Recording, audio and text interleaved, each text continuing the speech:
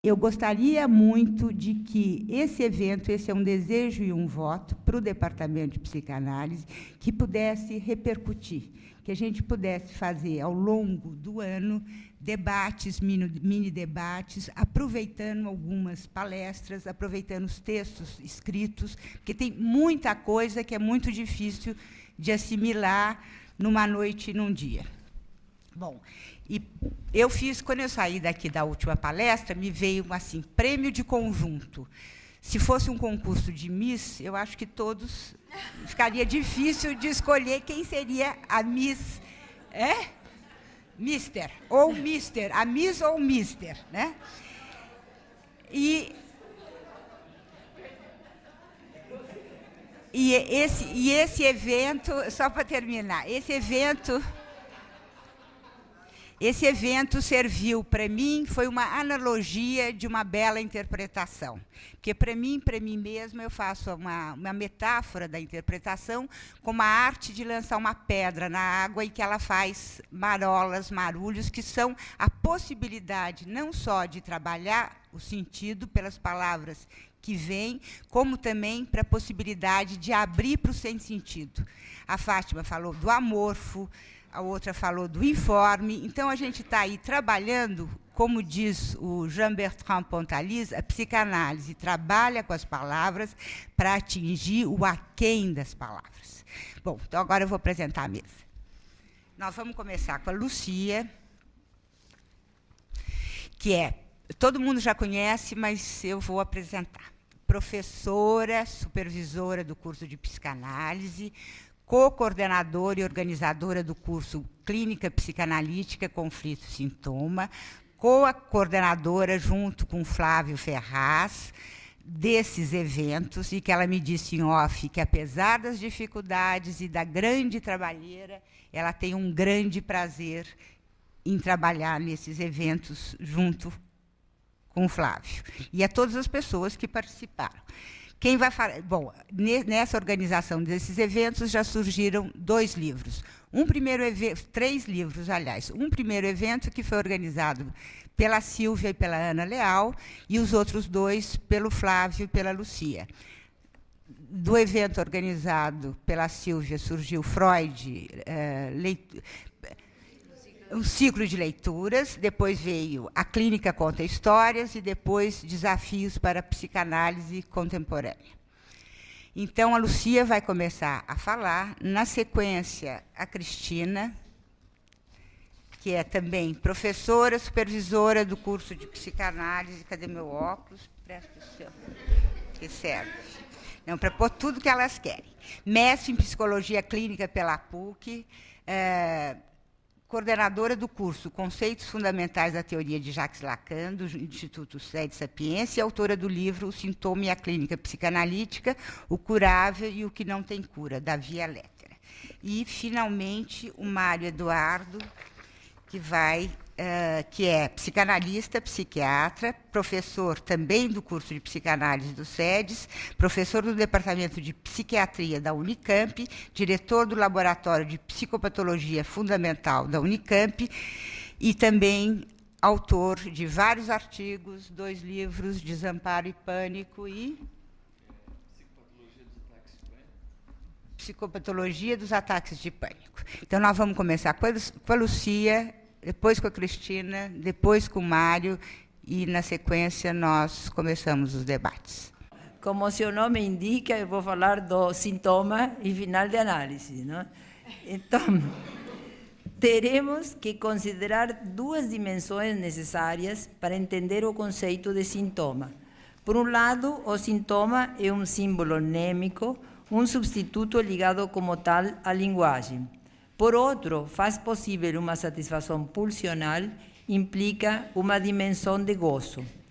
Para Freud, o sintoma, considerado como uma das manifestações do inconsciente, pode ser interpretado seguindo as operações de condensação e deslocamento.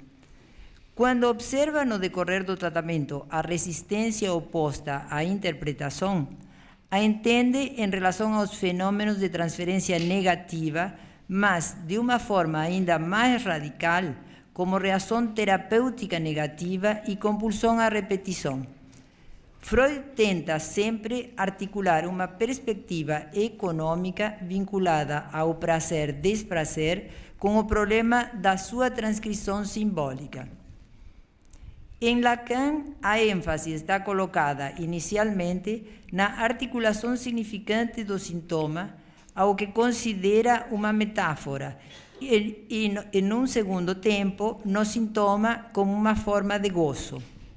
Então, tanto para Freud como para Lacan, sintoma é, por uma parte, substituto e, pela outra, gozo. Freud sustenta, nos diversos momentos de sua teoria, algumas constantes.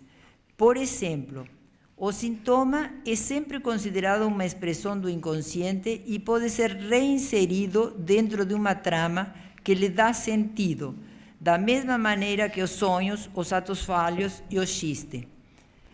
É uma formação de compromisso, produto de uma transação entre os conteúdos inconscientes e a ação do recalque. Um retorno do recalcado de forma deformada, servindo de via de expressão tanto para o recalcado quanto para a defesa. Será, assim, um cumprimento deformado de um desejo inconsciente e também uma satisfação sexual substitutiva, a prática sexual dos doentes. O sintoma forma parte de uma trama de representações às quais está ligado e a partir das quais adquire sentido. É uma forma de memória, substituto de um processo que é preciso achar. Freud sempre deu atenção à determinação do sintoma, que diferencia da sua motivação, causalidade e de seu mecanismo. Na determinação do material do sintoma, ele supõe que a substituição patógena é, em primeiro lugar, permitida por um efeito de contiguidade e, em segundo lugar, orientada, determinada por um significado que tem um valor universal, o sofrimento, o corpo. No entanto, permanece uma margem de indeterminação na particularidade da eleição da representação sintomática. Por que uma dor e não outra? Um órgão e não outro? Ainda Freud dizendo que transtornos orgânicos existentes na história do sujeito poderiam também ser utilizados. O que nos leva a pensar em algo que não é da ordem da eleição, e sim da imposição. Esta perspectiva de um sintoma imposto coloca em questão a causalidade particular de uma eleição subjetiva. Freud considera que o sujeito pode converter em incidências corporais sintomáticas algumas locuções de maneira figurada, metafórica. Isto supõe que o sujeito pode fazer do seu corpo o suporte que encarna determinado significante. O sujeito não aparece aqui como passivo e entrega as evidências da contiguidade, coincidência fortuita, e da semelhança, comunidade pelo conceito. Trata-se agora de um sujeito ativo, com intencionalidade, e a resposta do sintoma vem de uma escolha subjetiva. Nos estudos sobre a histeria, o que determina o sujeito é uma certa objetivação da sexualidade, incluída a do outro, e é o que vai emergir depois, é o registro do desejo do sujeito. O sintoma tinha uma função de representação da situação traumática e depois adquire uma função de representação do sujeito, sendo que é seu desejo particular o que está em jogo na intencionalidade, encontrando sua representação no significante sintomático. Freud diz que o ego se apropria do sintoma, aprende a lidar com seu sintoma. Isto pode ter uma conotação positiva para o sujeito. É óbvio que para o sujeito tem utilidade, mas também tem a conotação negativa quando o ego se apropria do sintoma para fazer resistência desde esse lugar. Não quer renunciar à satisfação presente no sintoma mesmo. Isto nos remete à satisfação pulsional no longo caminho do neurótico para alcançar a satisfação. Fazer análise seria refazer uma história. Tem pacientes que não querem refazer sua história, ficam presos ao que já se contaram e é mais difícil fazer questionamentos. O efeito terapêutico cura o sintoma, mas não o sujeito. Isto nos faz pensar no limite do efeito terapêutico. O fim da neurose não é o fim de um sintoma. Estas questões concernem a concepção e abordagem do sintoma ao longo de todo o processo analítico, mas tornam-se mais prementes e centrais quando se entra a considerar o fim da análise. Desde este ponto de vista, o analista não poderia posicionar-se a favor da satisfação pulsional presente no sintoma. A análise questiona essa satisfação pulsional e o paciente sabe disso, o que em alguns casos leva a transferência a se configurar como reação terapêutica negativa. No ego e o id, Freud considera a integração do sintoma no ego, quer dizer que o ego se associa com o sintoma para seguir gozando dessa satisfação pulsional que está presente no sintoma. A reação terapêutica negativa aparece também vinculada à consciência de culpabilidade, persistindo a necessidade de castigo que, em inibição, sintoma e angústia, ele é trabalhada como resistência do superego, o sintoma fica irredutível. Isto nos conduz a considerar a relação entre sofrimento, sintoma e gozo. Em diversos momentos e desde diversas perspectivas, Freud afirma que no sintoma o sofrimento traz certa satisfação. Lembremos que ele atribui o sofrimento a 3 origens: o próprio corpo, a relação com os outros e o mundo exterior. O conceito de gozo, criado por Lacan, relaciona e combina os conceitos freudianos de satisfação, libido e pulsão de morte. O sintoma expressa certo gozo que adquire uma forma simbólica no que foi chamado o invólucro formal do sintoma. Como dizemos na abertura do evento, há uma relação entre sintoma e verdade. A verdade nunca é totalmente dita. É o conceito de verdade que não se entrega numa formulação única e definitiva e que entra no terreno da interpretação. Essa proximidade da verdade com o sintoma assinala que o sintoma goza da verdade. Analisar o sintoma até o limite do interpretável equivale a descobrir o ponto de gozo do sintoma, que seria, em última instância, seu sentido verdadeiro. O sentido do sintoma, desde este ponto de vista, é o real do gozo como aquilo que não pode ser inscrito. No início de uma análise, o sintoma está dizendo algo que não foi desvendado, mas é importante que o paciente dê crédito a ele, que considere que seu sintoma represente ou exprima algo da sua verdade. Apesar de que no longo processo de análise terá que se haver com a limitação de que o sintoma, mesmo decifrado, não revela toda a verdade do sujeito, já que é outra via de entrada para os conteúdos do inconsciente. Lacan propõe para a relação do paciente com seu sintoma no final da análise que saiba lidar com seu sintoma. Em 1977, diz que não encontramos a verdade, e sim a variedade do sintoma. Isso nos indica a passagem do sintoma verdade à variedade do sintoma de cada um, à singularidade do seu sintoma. O real é aquilo que no sintoma resiste à interpretação, ou seja, o que não é do reino do sentido, como o que resta do sintoma após o final da análise, depois de ter se esgotado o campo da interpretação. Trata-se do gozo do sintoma. Lacan enfatiza que quando se fala da subjetivação da história, não se trata de uma anamnese, senão da verdade que emerge na palavra plena. A verdade do sintoma é um sentido que se constrói retroativamente.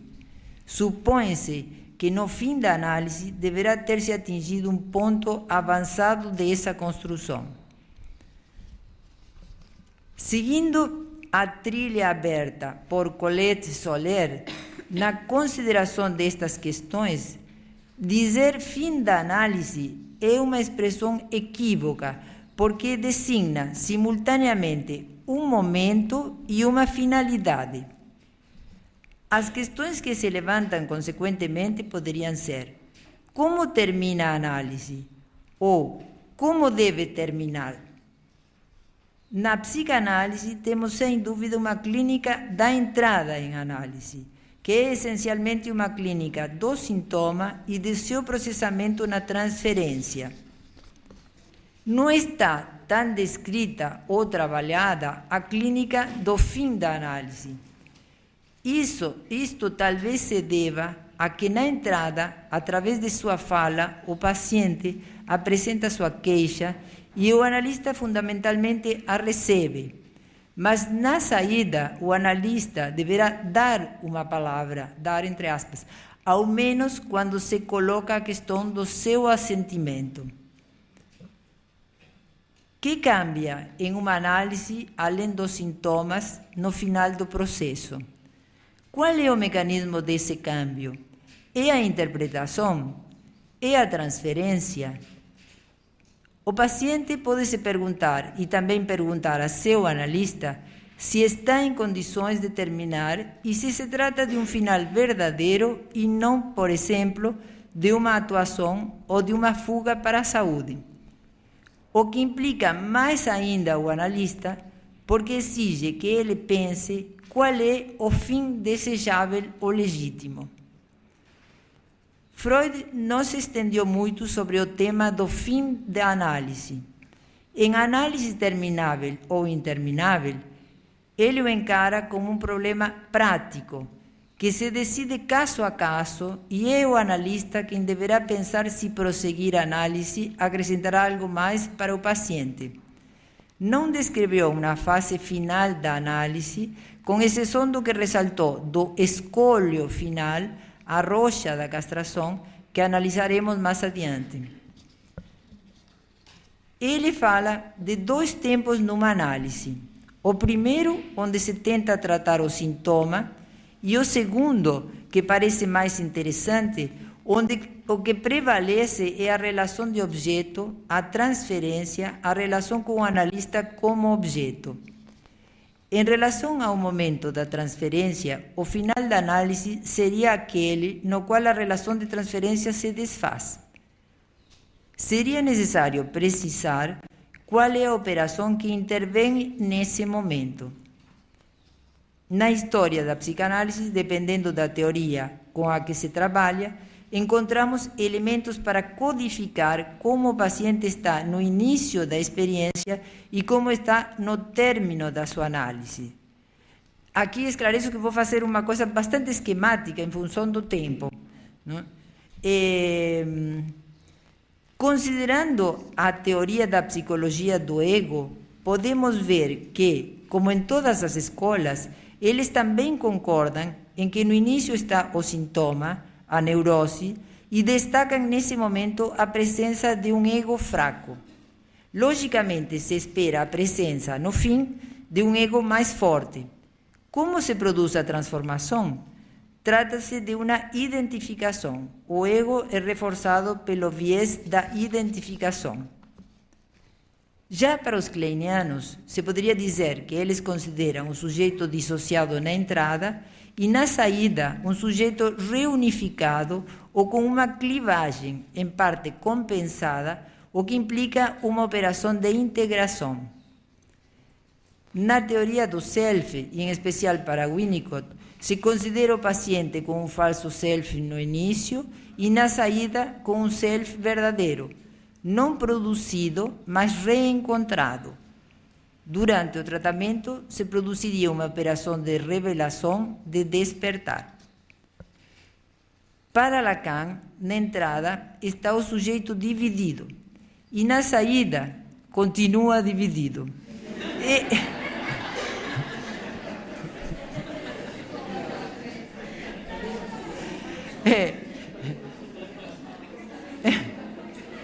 Ele considera uma mutação que não faz desaparecer a divisão do sujeito, que a trata sem reduzi-la.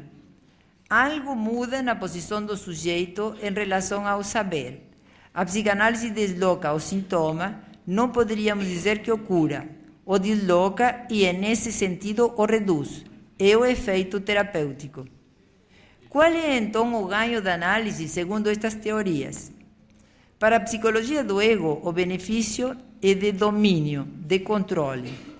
Para os kleinianos, existe um ganho de unidade em relação à clivagem representada pela neurose. Para Winnicott, ao passar do falso self ao self verdadeiro, ganha-se em autenticidade, passa a se ter como si mesmo e sai do como si. Bom, agora vou entrar um pouquinho em Freud e já vou encerrar. Uma das questões que Freud se coloca em análise terminável e interminável é se existe um final natural para cada análise e se é possível levar uma análise a esse término. O que significa final de uma análise? Na prática, quando se acabam as sessões. E para isso, deveriam se cumprir duas condições.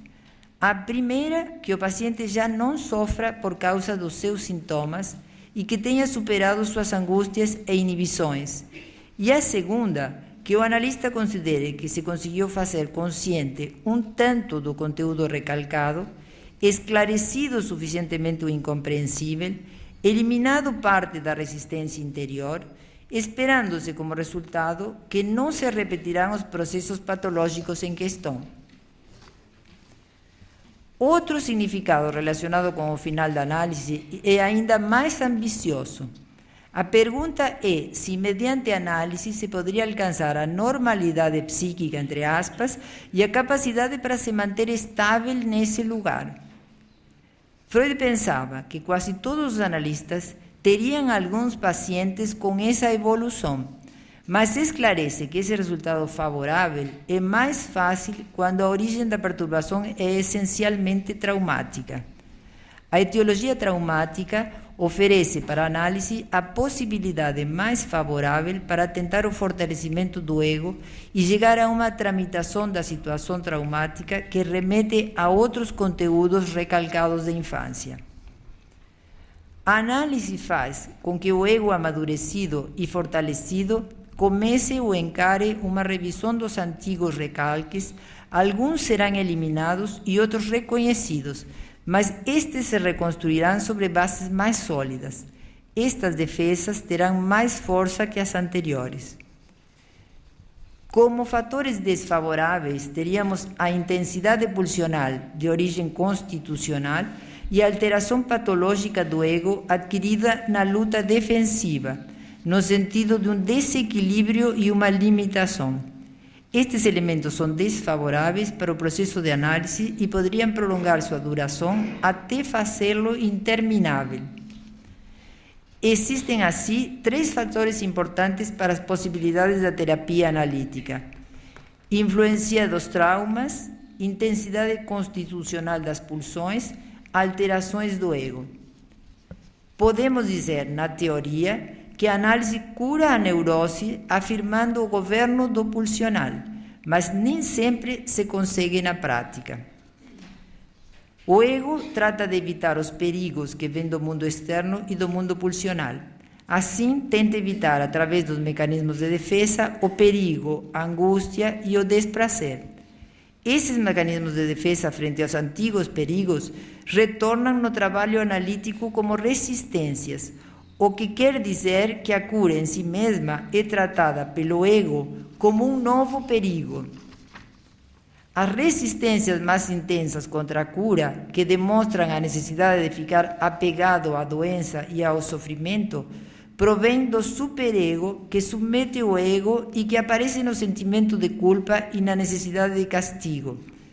Laplanche diz que a dificuldade maior que se encontra fora de toda possibilidade de controle é a pulsão de morte, que é a responsável pela resistência na análise e também causa do conflito.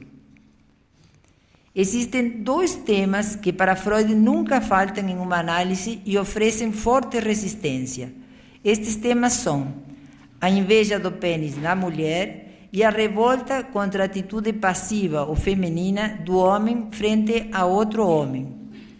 Ferenczi, em 1927, sustenta que para que uma análise possa se considerar exitosa, estes dois complexos teriam que estar dominados. Freud considera as expectativas do Ferenczi uma exigência impossível de cumprir, sendo que essas duas temáticas que levam implícita a aceitação da castração são a rocha na qual encontra-se o limite de qualquer análise. Freud não se ancorou nos ideais para definir algo da operação analítica. Por exemplo, levantar a repressão tem uma referência à estrutura. Outra conotação estrutural é a castração e sua impossibilidade, assim como a forma como o sujeito responde a isto. Freud nos dá, na Spaltung divisão do sujeito, a solução da análise infinita. Levantar a divisão do sujeito é um impossível.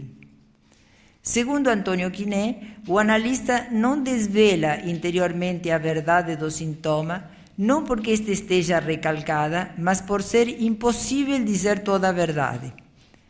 Em síntese, poderíamos dizer que o sintoma está sempre vazando, escapando, pois não há um sentido final. Sempre é possível a atribuição de sentido, pois ao se chegar a ele, percebe-se que é furado. Deixando muitas questões em aberto e não querendo fazer uma exposição interminável, passo a palavra para meus colegas.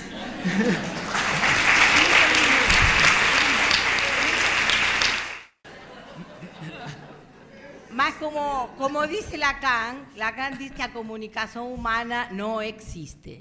Y la comunicación humana no existe porque los significantes son de múltiplos sentidos. Então, o que eu acho que vocês vão aprender direitinho o que é o final de análise. Desde uma perspectiva, essa é minha leitura do que eu escutei da Luzia e da xeretada que vi aqui com o Mário e o que nos conhecemos, vocês vão aprender direitinho, sei lá, alguns parâmetros com respeito à posição freudo-lacaniana, com respeito ao sintoma, a cura e o fim de análise. Essa é a minha leitura, no final a gente discute. Então, tem algumas coisas que talvez vão ser reiterativas, mas vou tentar ir o mais rápido possível. Para chegar a Lacan, que é um pouco o miolo do meu trabalho, que eu queria que fosse diferente, mas para chegar aí, eu tive que estudar muitos anos Freud. Então, para poder chegar a dizer de uma maneira consistente e eu entendendo o que estou dizendo, foram muitos anos de estudo de Freud e de Lacan. Então, em princípio, eu peguei uma página e meia para fazer um resumo do percurso freudiano, sem o qual eu não entenderia nada de Lacan. O problema da cura em psicanálise tem passado, como todos os seus conceitos e questões clínicas, por diversos momentos históricos. Desde Freud, todos os psicanalistas têm se perguntado se a psicanálise é uma terapia, qual é sua eficácia, o que se cura e com que se cura. A psicanálise nunca pretendeu ter êxito em todos os casos, mas sim pretende dar conta das razões de seus êxitos e pesquisar as razões de seus fracassos. Quando nos indagamos sobre a eficácia terapêutica da psicanálise, estamos nos perguntando sobre a capacidade que a psicanálise tem para acabar ou, pelo menos, moderar o sofrimento neurótico. O que entendemos por moderar o sofrimento neurótico? Desde seus primeiros atendimentos, Freud tinha essa clareza.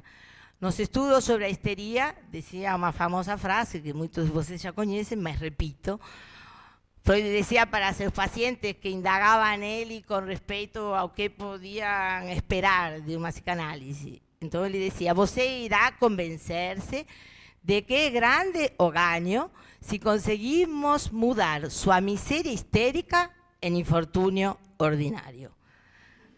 Então, conseguir passar da miséria neurótica aos sofrimentos da vida.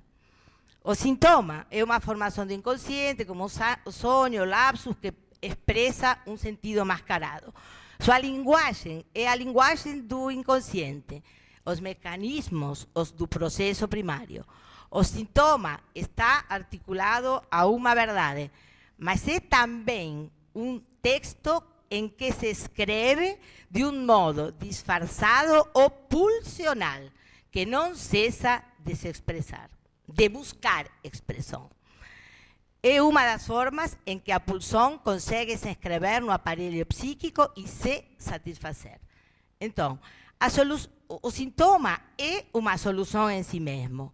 É uma maneira do sujeito conseguir lidar com a castração, é uma das formas para se organizar frente aos limites de seu corpo e às interdicções da cultura. Mas, paradoxalmente, assim como o sintoma neurótico é uma defesa, é também uma doença quando se opõe à transformação, ao movimento, apesar dos sofrimentos que acarreta. Freud desenvolve em toda a sua obra as vicissitudes do sintoma durante o processo analítico, as diversas manifestações sintomáticas pelas quais os pacientes nos procuram, o sofrimento decorrente das mesmas, a satisfação compulsiva que insiste, a resistência à dissolução ou transformação do sintoma, o apego a ele, a resistência à cura, o perigo de se curar. Existe uma resistência à cura por amor ao vínculo, que pode eternizar os processos psicanalíticos, a transferência como sintoma e os tratamentos intermináveis. Aqui não vou pular, mas deixo como referência o acto analítico lido desde Lacan de Freud, no caso do Homem dos Lobos. Depois de 3 anos de análise, o caso estava empacado, e Freud fez uma manobra técnica e falou: eu vou atender você mais 1 ano. E Freud diz que o que ele relata no Historial Clínico do Homem dos Lobos aconteceu nesse ano, depois de um momento de resistência à cura. Então, a história dos tratamentos intermináveis. Porque aqui eu quero que vocês deixar claro que Freud primeiro procurava o sentido dos sintomas e pensava que encontrando o sentido dos sintomas, aí o sintoma se dissolveria. Mas por que ele teve que acontecer para ele em 1920, ou além do princípio do prazer, a segunda tópica? Porque procurava sentidos, mas a compulsão, a repetição continuava. Então aí Freud dá uma virada do sentido do sintoma a como a pulsão se satisfaz no sintoma, como o sintoma é a vida sexual, a vida pulsional do neurótico.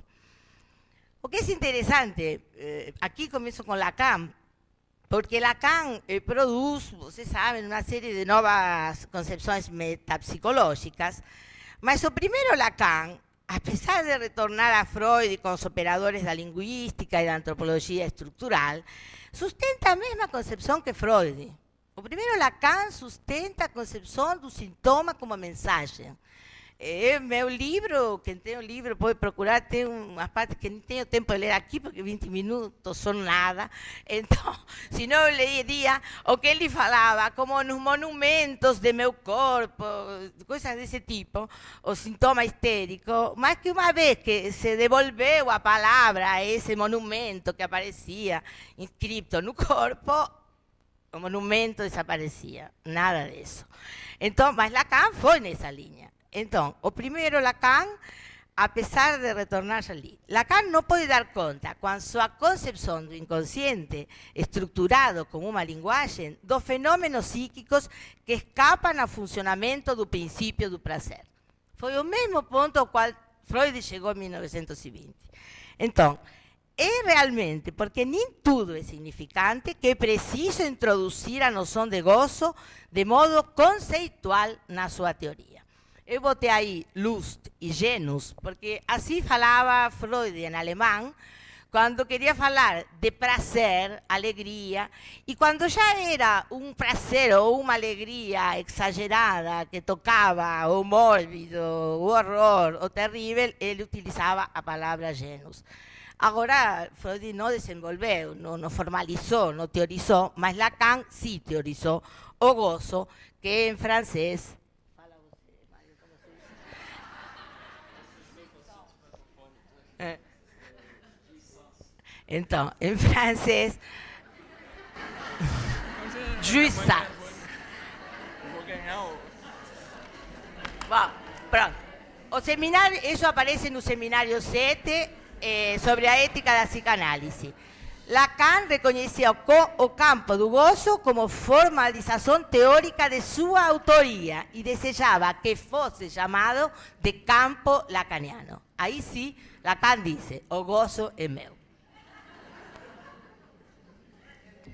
No resto eu sou freudiano, ele morreu dizendo, eu sou freudiano, vocês serão lacanianos, dizia para os lacanianos que estavam aí, mas eu sou freudiano, mas o gozo ele considera que é de autoria dele. Tudo o que tem a ver com, além do princípio do prazer, está centrado no problema do gozo e no problema do real. O prazer e o gozo não pertencem ao mesmo registro. O prazer é uma barreira contra o gozo. Em Lacan. Quer dizer, a gente em Lacan tem que diferenciar, coisa que em Freud não temos, porque Freud é sinônimo, mas em Lacan, prazer é o gozo barrado. Então, prazer é um prazer que passou pela castração. O gozo não passou pela castração. Então, o tratamento analítico não pretende que o gozo desapareça. Isto seria a morte. Mas é diferente um gozo sem limites de um gozo barrado. Desde Freud, o ideal terapêutico que está no Análise Terminável e Interminável, que a Lúcia nos apresentou, tem uma parte onde ele se ocupa da pulsão, onde ele diz que o ideal terapêutico é dominar, domesticar a pulsão. Literalmente, Freud, para acalmar o sujeito. E Lacan, no Seminário 11, ele diz, algo da ordem da satisfação deve ser retificado no nível da pulsão. Então, uma das grandes perguntas é se o gozo é real e está fora do registro da imagem e do simbólico, como pode a psicanálise operar sobre ele? Já que sua principal ferramenta é a palavra. A linguagem opera mudanças no gozo, mas essas mudanças têm limites. Sempre sobra um resto de gozo que não cessa de não se escrever. Existe algo, tanto para Freud como para Lacan, descobrem no final de suas obras que existe algo no sintoma que não se cura. Que depois do sujeito ter explorado sua fantasia, suas repetições, a atualização de suas fantasias e de seus modos de vinculação na transferência, a particularidade da constituição de seus objetos e sua modalidade de satisfação pulsional, aparecem certos limites, certas bordas do real que são impossíveis de retificar. Então, no final de uma análise, segundo Lacan mais claramente, embora Freud já estava desde sua correspondência com Fliess, sempre sobram restos. Resta uma inércia sintomática, que é o modo mais singular do sujeito gozar, que constitui o núcleo central de seu ser. Então, os psicanalistas começamos, no começo da análise, se começa trabalhando com sintoma decifrável, tratável, e no final da análise aparece aquilo incurável, irredutível do sintoma. Em 1953, Lacan, eu botei isso, porque na verdade esta história do real, imaginário e simbólico, ele tem uma conferência com a qual ele entra no campo psicanalítico, que se chama justamente simbólico, imaginário e real. Mas esse não, com o qual a gente sempre depois grafica, na verdade só veio aparecer em 1971-72. E isso se chama no borromeo ou no borromeano. Mas que Lacan incorpora, digamos, segundo a Rudinesco, em seu seminário 19, no dia 9 de fevereiro de 72.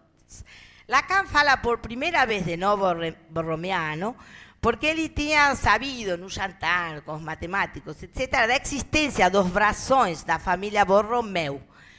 Esta família era uma família de dinastia milanesa, de Milão, e as armas dessa dinastia compunham-se de 3 anéis em forma de trevo, simbolizando uma tríplice aliança. Se um dos anéis se retirasse, os outros 2, tem que votar, Pedro, os outros 2 ficariam soltos, e cada um remitia ao poder de um dos 3 ramos da família. Os 3 registros se atam borromeanamente, cada rodela representando um registro. O nó Borromeu é um tipo de anodamento em que os elos estão amarrados uns aos outros, de tal forma que se cortamos apenas um deles, todos os outros se desligam simultaneamente. Em 1975, Lacan acrescentou a ese tríptico que todos conhecemos de real, imaginário e simbólico, ele acrescentou em 1975 uma 4ª volta. Isto é um desenho, mas na verdade isso se faz todo, é um tipo de nó, de nó que se faz com uma corda, onde estão enlaçados de tal maneira que primeiro eram 3 as rodelas enlaçadas, que se desamarrava um nozinho, se desamarrava todo, mas aí Lacan decidiu incorporar uma 4ª volta. Então, Lacan imagina uma 4ª dimensão que possibilita que as outras se mantenham juntas. Porque a partir daí, dos 35, no seminário O Sintoma, com TH, Le Symptômes, se dedica ele nesse seminário, que é o seminário 23, a analisar a escrita de James Joyce. E diz que para Joyce, o sintoma, com TH, funciona como uma prótese do eu, ocupa esse lugar de 4º termo necessário para que o sujeito Joyce se sustente.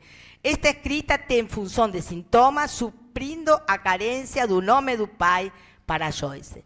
Porque esse sintoma com TH, para Lacan, é uma 4ª dimensão necessária para suportar o sujeito freudiano.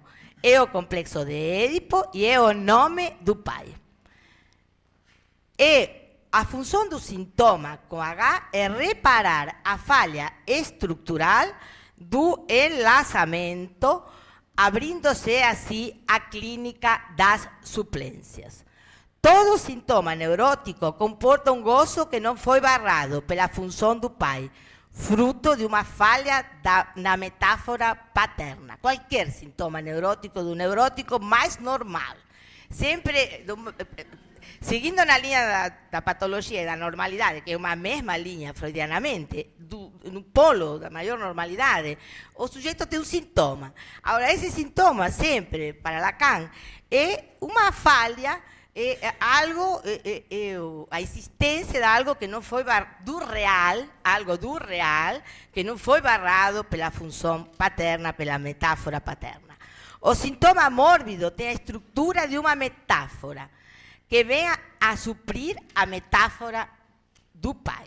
Em contrapartida, o sintoma com TH, é da ordem da invenção. Ele compensa a carência do pai. Vou me passar 5 minutos para falar a última parte, que diz: em seus últimos seminários, Lacan fala do sintoma como criação, como invenção. A castração, que seria esse sintoma com TH, a castração seria a condição da criação. Isto supõe que o sujeito se desprenda da crença de que o outro, o grande outro, goza com seu sintoma, enfrente a falta no outro. Cobrir com fantasmas o real do sintoma permite torná-lo tolerável, mas o preço é eternizá-lo e coagular o sujeito. A fantasia se interpõe entre o sujeito e a pulsão. Ela mascara a pulsão, veste o gozo com ornamentos imaginários. Pela via da fantasia, a identificação é o significante do outro. O desejo é o desejo do outro. O gozo é o gozo do outro. A referência ao outro busca completar o sujeito e, na mesma tacada, completar o outro. o objeto da fantasia tem como função tamponar a falta no outro. O famoso e oscuro objeto petit a de Lacan. O trabalho da análise é desconstruir esses imaginários. Existe um metabolismo do gozo. Durante a análise, o gozo sofre uma transformação. Mas, depois de se enredar de uma série de imaginários, restam sintomas desprovistos de sua envoltura formal imaginária, como a Lucía já falou, o Miller fala da envoltura formal do sintoma. Na verdade, a envoltura formal quer dizer o sintoma, no mais real que tem, é envolvido por imaginários, por ornamentos, por bordados fantasmáticos, fantasiosos, para que não doa tanto. Mas, às vezes, essa enganação leva a sofrimentos innecessários. Então, o que podemos pensar a partir destes desenvolvimentos é que o sujeito passa por um processo analítico, pode vir a fazer algo produtivo, criativo, com o sintoma que estruturou para viver. Esse sintoma deverá passar por alguma mudança. A energia psíquica poderá, então, estar utilizada para a construção, a criação, a produção de obras que gratifiquem o sujeito e seus ideais, não o outro. O neurótico pode ser aquele que faz sempre a mesma obra. Aqui eu digo pode ser, porque vou já soltar um problema que eu escutei a Lucía, depois discutimos, mas eu acho que todos são neuróticos, somos neuróticos, porque talvez eu sou mais louca ainda, mas mas todos somos neuróticos, no melhor dos casos. Então, digo, o neurótico mais mórbido pode ser aquele que faz sempre a mesma obra, pinta sempre o mesmo quadro, repete-se no mesmo ponto, no mesmo fracasso, na mesma dificuldade, no mesmo obstáculo. Isso é um sintoma empobrecedor, que incomoda. Agora, analisar-se significa reconhecer e questionar o próprio sintoma, se angustiar, seguir os laberintos do desejo, com o intuito de sair do aprisionamento nas redes imaginárias da fantasia e viver em outro estado, menos passivo, mais actuante, criativo e transformador. O sujeito muda sua relação com seu sintoma. O obsessivo não deixa de ser obsessivo, mas faz com seu pensamento algo diferente daquela ruminação mental que antes o atormentava. Freud escreve em Análisis Terminável e Interminável: não é precisamente a reivindicação de nossa teoria o fato de que a análise produz um estado que nunca preexistiu de maneira espontânea no interior do eu e cuja neocriação, diz Freud, constitui a diferença essencial entre uma pessoa analisada e outra que não foi? Lacan propõe duas saídas pouco desenvolvidas em sua obra, que estão sendo desenvolvidas pelos pós-lacanianos, que digo rapidamente. A identificação com o sintoma e o savoir-faire, o saber fazer com o sintoma. Existe uma metamorfose no sujeito que advém do ato analítico. Do processo analítico resulta um sujeito transformado, que estabelece uma nova relação com a castração e com a pulsão. Se produz uma passagem do sintoma ao sintoma com TH. Esse processo implica uma desidentificação do sujeito aos significantes que o dominavam na sua alienação ao outro. O resultado dessa operação é a identificação do sujeito ao sintoma, a identificação a seu ser de gozo. Não se trata mais do gozo do outro presente na fantasia, mas sim de seu próprio gozo pulsional. Aí começa um novo trabalho.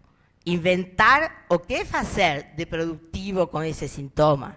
As possibilidades de mutação radicam na capacidade do sujeito de inventar o que fazer com seu sintoma com TH, para que a pulsão se satisfaça e não produza sofrimento. Em todo caso, o menor sofrimento possível. O sujeito tem que construir uma função para o sintoma, saber fazer uma conduta para o sintoma. Por exemplo, estudar y transmitir psicanálise. Eso significa dejar de ser escravo, ter certa autonomia, domínio sobre aquilo que é mais forte que eu. Muito obrigada. Se vocês acharam que tinha sobreposição entre as exposições, vocês não viram nada ainda. Estou aqui me perguntando como é que nós vamos fazer. Porque, finalmente, é interessante essa mesa, porque os três se deram por tema, não é? A questão dos destinos do sintoma. No final da análise, os três se propuseram mais ou menos um percurso freud-lacaniano, de pegar as raízes freudianas do pensamento lacaniano.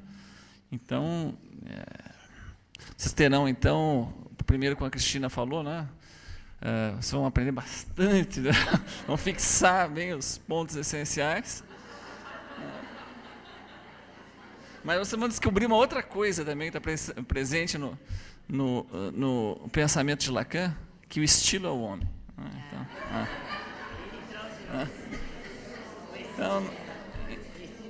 Então eu espero que pelo menos eu possa contribuir com um estilo especial, particular, em trazer minha maneira de ler essas mesmas questões. Bem, a questão relativa às finalidades de um processo analítico e a efetivação concreta dos seus objetivos no campo clínico é uma das mais complexas e fundamentais de toda a teoria psicanalítica, exigindo o máximo de rigor metapsicológico em sua abordagem. Afinal de contas, como nos lembra o conhecido adágio, ao marinheiro que não sabe para onde vai, nenhum vento é favorável. Disso não decorre que devamos estabelecer um mapa, explicitando a priori a localização dos bons portos e dos bons destinos. Nem tampouco que se possa descrever tal viagem e seu término sem haver feito por si próprio a experiência. Trata-se, antes de tudo, de um esforço por determinar o que se pode e o que não se pode esperar de uma análise. A palavra fim recobre um amplo campo semântico, o que faz com que o seu uso conceitual requeira extrema cautela e discriminação. Ela deriva do termo latino finis, que significa limite ou fronteira, e do qual ramificam-se inúmeros sentidos que são assim expressos no vocabulário técnico e crítico da filosofia, do Lalande. Né? Veja, o Lalande ele evoca 6 áreas semânticas para o termo fim. 1.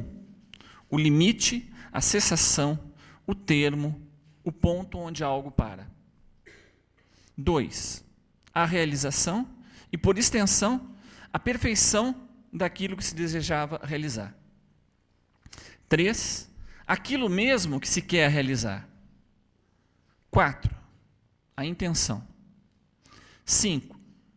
O sentido para o qual uma determinada tendência é dirigida. E ainda 6.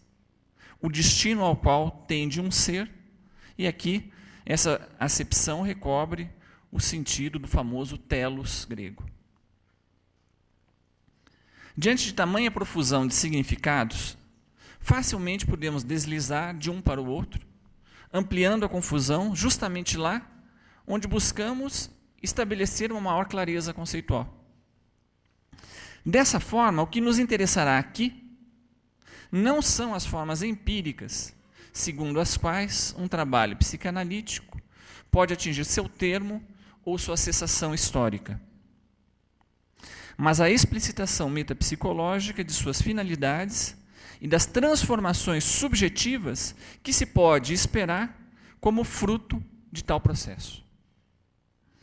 O eixo orientador de nossa discussão será o sintoma e seus destinos no curso de uma análise, focalizando, em particular, o seu novo estatuto, quando esta atinge o seu desenlace. Já em suas primeiras aproximações teóricas dos fins a que se propunha o método catártico, Freud deixava antever que seu novo dispositivo clínico distanciava-se amplamente da concepção terapêutica usual na tradição médica. Esta, ancorada na terapeia dos antigos gregos, legitimava-se eticamente por seus esforços em ocupar-se do sofrimento do outro, fosse no sentido da cura ou no alívio da dor e do padecimento. Nessa vertente, a terapia manteria conexões éticas e antropológicas com os âmbitos da compaixão, da caridade e da misericórdia. O alívio do sofrimento, engendrado pelo sintoma, estaria sim justificado. Ora, em um primeiro momento, Freud descobre a estrutura propriamente linguageira e significante do sintoma neurótico, bem como a possibilidade de eliminá-lo pela via da palavra e da recordação. Tratava-se de uma talking cure. O caso da sua paciente, Cecília M., que foi trazido hoje de manhã, amplamente discutido ao longo dos seus estudos sobre a histeria, disso fornece um exemplo paradigmático. Assolada ao longo de 15 anos por episódios de uma dor hemifacial aguda e desesperadora, a paciente obtém a remissão definitiva desse sintoma quando, submetida ao método catártico, consegue se recordar das circunstâncias em que esse se instalou. No momento em que surgira a sua doença, ela passava por uma terrível crise conjugal e, durante uma discussão, seu marido dirige-lhe um áspero insulto. Foi como uma bofetada no meu rosto, exclama Cecília, levando a mão à face.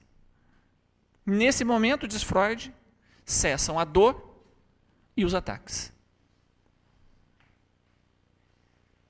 Freud compreende aqui a dimensão de metáfora concretamente expressa pelo corpo do sujeito, sem que a consciência tenha qualquer participação nesse processo. O tratamento consiste, naquele momento da história da psicanálise, em uma talking cure, uma cura pela conversa, através da qual a recordação insuportável, abafada e deformada pelo recalque, podia finalmente ser resgatada e integrada ao fluxo elaborativo das representações.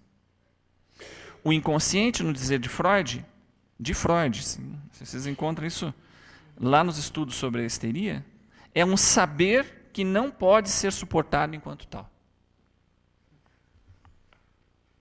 Enquanto a terapêutica catártica, por sua vez, vai sendo progressivamente desdobrada no sentido da criação das condições para que a representação insuportável pudesse ser tolerada e encarada de frente em toda a sua terrível verdade. Da decifração do enigma do sintoma, Freud passa a focalizar a análise das resistências que impedem a recordação. Em uma perspectiva ou em outra, trata-se, pela via da palavra, de tornar consciente o inconsciente, completando-se as lacunas da memória de uma vida e permitindo uma livre circulação das energias psíquicas através das cadeias associativas. Nessa perspectiva, a cura seria uma consequência da resolução do enigma constituído pelo sintoma. Decorre daí uma concepção da terapêutica que não correspondia necessariamente a um ganho de alívio ou de bem-estar, mas simplesmente ao resgate de uma verdade insuportável. Aqui eu coloco a passagem que a Cristina já havia lembrado, né, do final dos estudos sobre a histeria, que eu vou ler só um pedacinho, apesar de ela ter acabado de trazê-lo aqui, só porque, como a gente vai utilizar isso mais adiante, ele diz assim, né, ele explica, né, qual é o que ele fala para os pacientes que eles devem esperar de uma terapia catártica. Ele fala assim: quando prometo a meus pacientes ajuda ou melhora por meio de um tratamento catártico, muitas vezes me defronto com a seguinte objeção: Ora, o senhor mesmo me diz que a minha doença provavelmente está relacionada com as circunstâncias e os acontecimentos da minha vida. O senhor, de qualquer maneira, não pode alterá-los. Como se propõe a me ajudar, então? E tem-me sido possível dar essa resposta. Sem dúvida, o destino acharia uma maneira mais fácil do que eu para aliviá-lo da sua doença. Mas você poderá convencer-se de que haverá muito a ganhar se conseguirmos transformar o seu sofrimento histérico numa infelicidade comum. Com uma vida mental restituída à saúde, você estará mais bem armado para lutar contra essa infelicidade. Salta aos olhos o caráter trágico dessa primeira concepção terapêutica de Freud. Transformar o sofrimento neurótico em miséria humana comum, não deixando qualquer margem a um consolo fácil ou aplacamento falso da dor de viver. Trata-se de um tratamento operando pelo resgate da verdade subjetiva, e do qual não resulta um alívio direto do mal-estar. É nesse mesmo sentido, aliás, que se inscreve para Freud a tragédia fundadora da psicanálise. Édipo pode ser considerado como o protótipo mesmo do sujeito engajado até a raiz do seu ser na busca da verdade, a qual ele termina por descobrir. Mas não obtendo como prêmio a felicidade, mas a constatação da própria miséria. Um longo processo o conduzirá desde o momento da revelação da verdade, a automutilação, a autobanimento, através do exílio, até uma tardia reconciliação consigo mesmo, pela subjetivação do fato de que, em última instância, ele não teria mesmo como escapar do vaticínio dos deuses e as palavras do oráculo que o constituíram. Tal apaziguamento termina por lhe conceder não uma vida feliz, mas uma reconciliação consigo mesmo e um morrer mais sereno. Vocês lembram que Édipo em Colona é finalmente a tragédia que permite Édipo se reconciliar e morrer em paz, ou pelo menos em maior serenidade. Eu vou me permitir um pequeno comentário aqui, porque me parece que esse aspecto é muito importante nesse momento em que se debate a questão da avaliação dos resultados em psicanálise.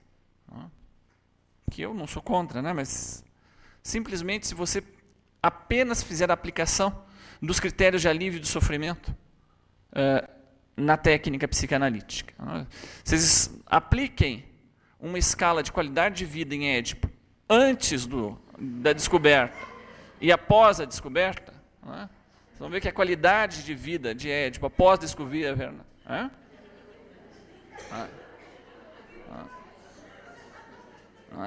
Então, nenhum problema em se avaliar resultados de psicanálise, só que psicanálise não usa os mesmos critérios de terapia que as terapias em geral, e cada terapia deve ser julgada a partir de seus próprios critérios de cura, que eu pretendo poder ir explicitando aqui, se eu conseguir chegar ao fim na minha exposição. Mais tarde, contudo, Freud realiza uma nova descoberta decisiva em relação ao sintoma e as possibilidades de sua abordagem pela psicanálise. Ele constata que para além de um enigmático ciframento significante, o sintoma constituía uma expressão da vida sexual do sujeito de pleno direito. E mesmo constituía a sua forma privilegiada de gozar. Decorreria fundamentalmente daí a paradoxal oposição do paciente em abandonar ou resistir a abandonar justamente as manifestações sintomáticas que foram as queixas que o trouxeram ao tratamento. Esse aspecto de gozo, irredutível à obtenção do prazer, e mesmo frequentemente mortal, implicado no sintoma neurótico, não era redutível pela recordação, nem pela interpretação direta do sintoma. Vocês peguem, por exemplo, no caso do pequeno Hans, Freud conta a elucidação do problema lá da torneira, que ele entende, né, a questão do bombeiro retirando fora a torneira, ele entende a significação de castração, e isso não muda uma vírgula do sintoma. Né? O sintoma, então, é sustentado por uma fantasia. E Freud compreende que apenas um resgate dessa matriz fantasmática permitiria ao sujeito um certo distanciamento em relação à repetição automática do gozo mórbido da qual ele estava prisioneiro. A dimensão pulsional do sintoma revelava, assim, uma potencialidade mortífera e em si mesma incurável. Eis aí um novo problema com o qual se defrontava Freud. O que é curável e o que é irredutível pelo método psicanalítico. Pode-se pretender uma ortopedia da vida pulsional a partir da palavra pronunciada em transferência e das intervenções efetivadas pelo analista? Particularmente instrutivo sobre esse ponto é essa importante página do movimento psicanalítico protagonizada por Ferenczi em seu reconhecimento de que não se pode obter do sujeito a renúncia dos seus elementos pulsionais, mas apenas, mais modestamente, buscar que este coloque-se em boa inteligência e de acordo com os seus complexos. Em relação aos aspectos de gozo automático e de ferida na organização libidinal narcísica mais profundamente inscritos no caráter do sujeito, para Ferenczi, apenas uma técnica ativa estaria à altura de romper com a estabilização neurótica assim obtida. É nessa mesma perspectiva, ferenciana, eu diria,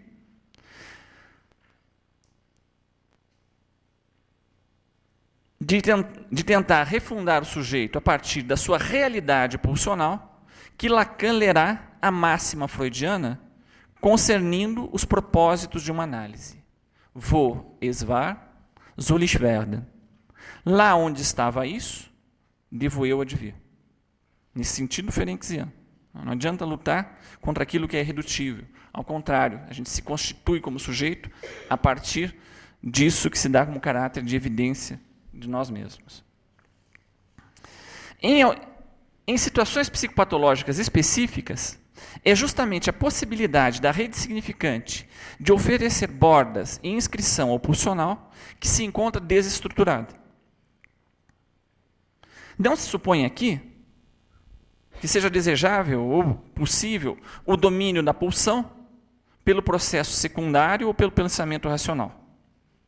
Tampouco que seria concebível um sistema simbólico que daria conta de forma absoluta da circulação do pulsional.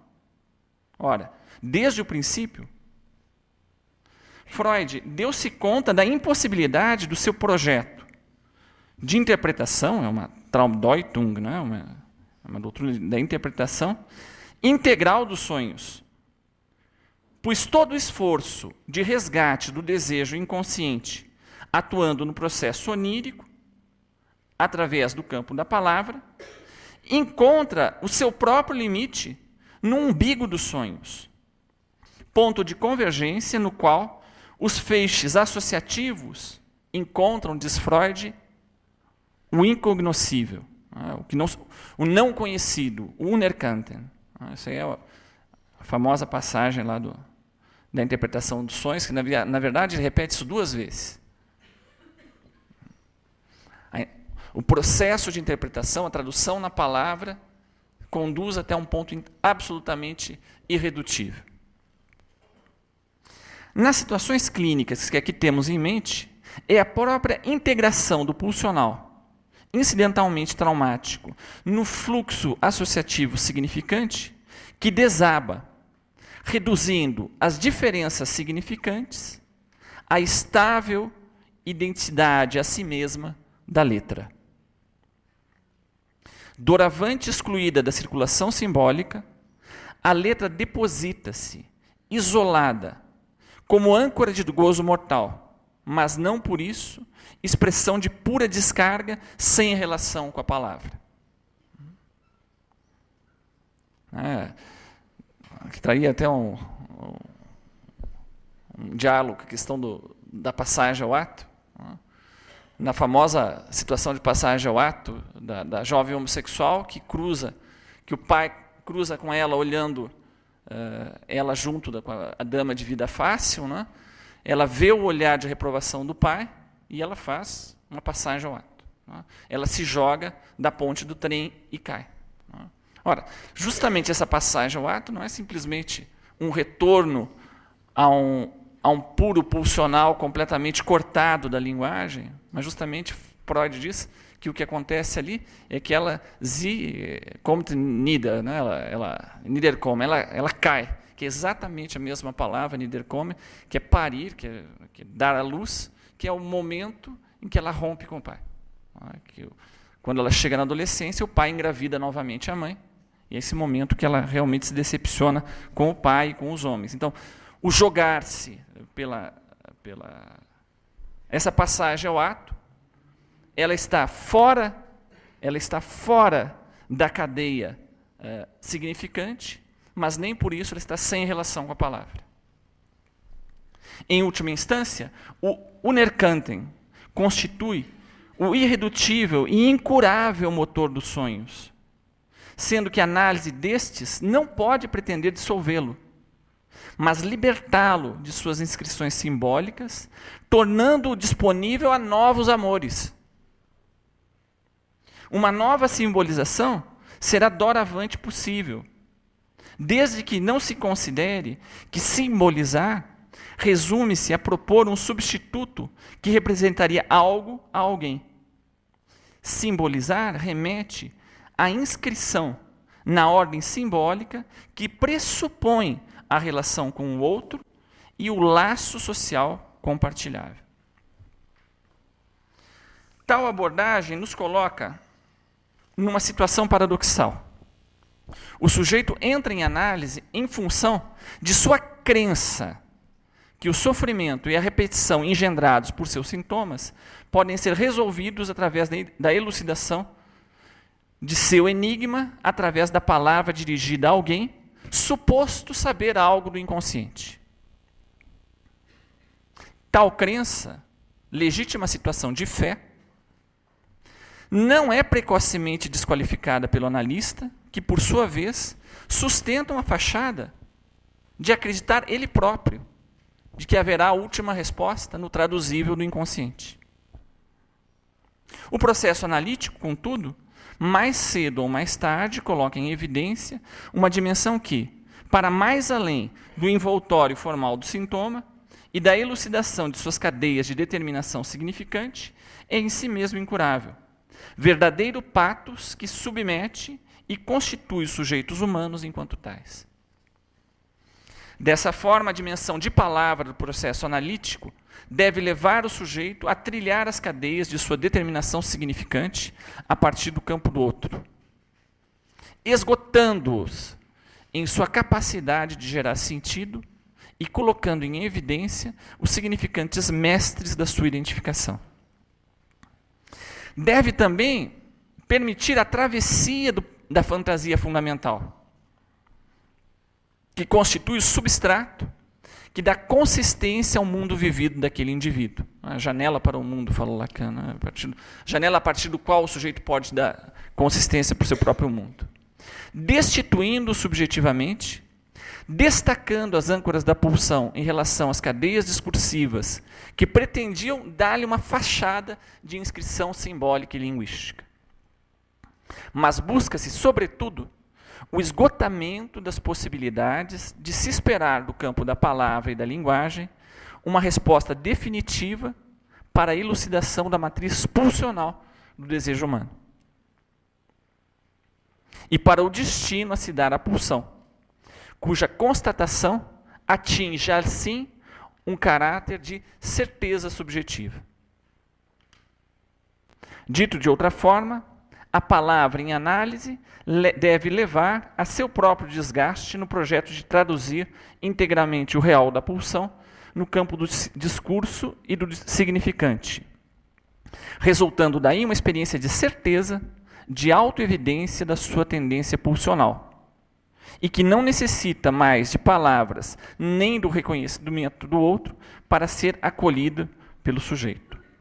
Trata-se, pois, de refundar o sujeito a partir do unerkannt, do incognoscível, do umbigo dos seus sonhos. Doravante destaca-se, no sentido da separação e da evidência para o próprio sujeito, o motor pulsional que estava na base do sintoma que o trouxe à análise, colocando-se assim a possibilidade de uma reapropriação do gozo e a tarefa de dar-lhe uma nova inscrição subjetiva e uma nova relação no laço social. Revela-se aqui a dimensão de identificação com o próprio sintoma que a Cristina havia mencionado, descrita por Lacan, na última fase de sua obra, como destino possível, no final da análise, a interrogação do sujeito sobre o seu próprio ser.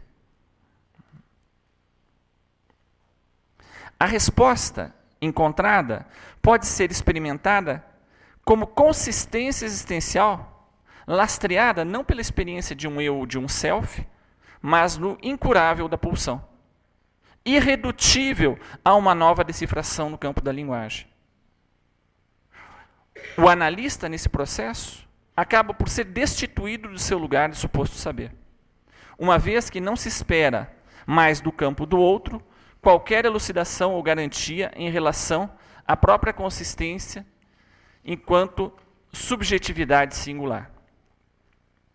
A abertura ao outro e ao próprio inconsciente, que permitiram o início da análise a partir do sofrimento e do enigma engendrados pelo sintoma, fecha-se novamente, remetendo o sujeito ao real de suas pulsões. Dessa forma, o que se pode esperar de uma análise é uma completa modificação da posição subjetiva em relação à pulsão e à castração, instituindo-se correlativamente a dimensão do próprio desejo pelo qual o sujeito deverá ser capaz de responder. Instaura-se assim uma nova inscrição singular, de um sujeito que não é mais prisioneiro da sua própria fantasia e que assume por sua própria conta os destinos a dar ao incurável de si.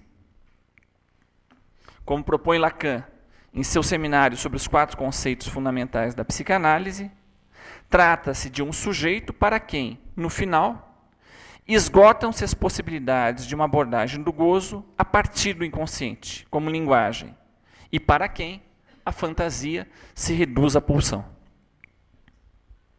Em um certo momento, e a minha conclusão vai retomar o que foi dito aqui também, em um certo momento, em seu trabalho definitivo sobre os fins do processo psicanalítico, intitulado Análise Terminável e Interminável, Freud se coloca a seguinte questão, que foi há pouco evocada pela Cristina.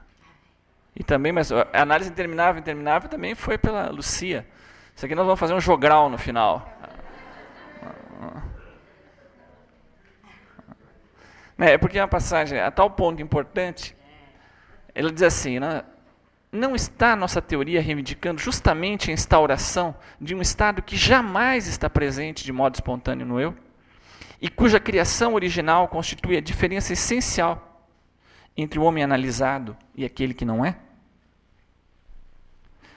Tomando-a por sua conta, Colette Soler a reformula essa questão nos seguintes termos. Pode verdadeiramente a psicanálise, quando ela chega a seu termo, produzir um sujeito inédito? Tais questões, pelas afirmativas que trazem implícitas, permitem conceber o processo analítico não como a restituição de um self verdadeiro a um homem que dele se extraviou, nem como o reencontro da essência perdida de si mesmo, mas que desde o início já estava lá. Ao contrário, abre-se a possibilidade de que a experiência da análise, quando conduzida a seus limites, permita a criação de uma nova posição subjetiva, inédita, a partir da reinscrição do material significante que originalmente fundou o sujeito sobre uma base que o destitui do lugar, esse material, o sujeito destitui esse material significante do lugar de causa do seu desejo e da retomada da pulsão como alicerce vivo que dá ao humano a consistência irredutível do seu existir. Não se trata, assim, mais de um simples conformismo diante da assunção da miséria humana ordinária, como propunha Freud nos primórdios da psicanálise, mas, antes de tudo, de uma responsabilização ativa por aquilo que, para além das nossas palavras, mas não sem elas, faz com que a vida possa efetivamente ter algum sentido. Muito obrigado.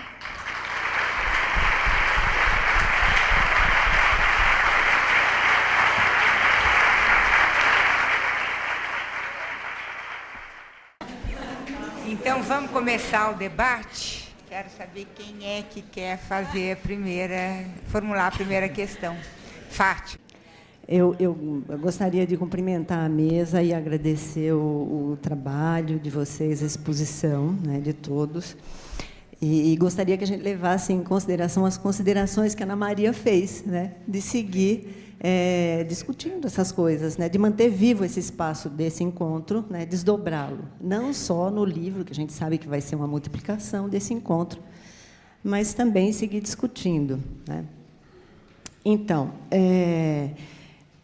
especificamente, uma coisa que me tocou aqui foi uma fala do Mário, quando ele pontuou a crença. O sujeito entra em análise por sua crença. E a porta que ele entra deve sinalizar para a porta de saída, suponho eu. Então, um ponto de crença, né, seria um ponto em que a gente poderia examinar, né, essa entrada em análise, porque esse ponto onde o sujeito se engaja, recua, denega, né, e aí não interessa para a gente o conteúdo da crença, mas a posição dele em relação ao seu ato, né? Então, até porque nós aqui somos uma associação de psicanalistas e estamos reunidos em torno de uma crença, numa teoria, né, minimamente psicanalítica, né? O delírio é a crença de um só. Aqui nós estamos delirando, não.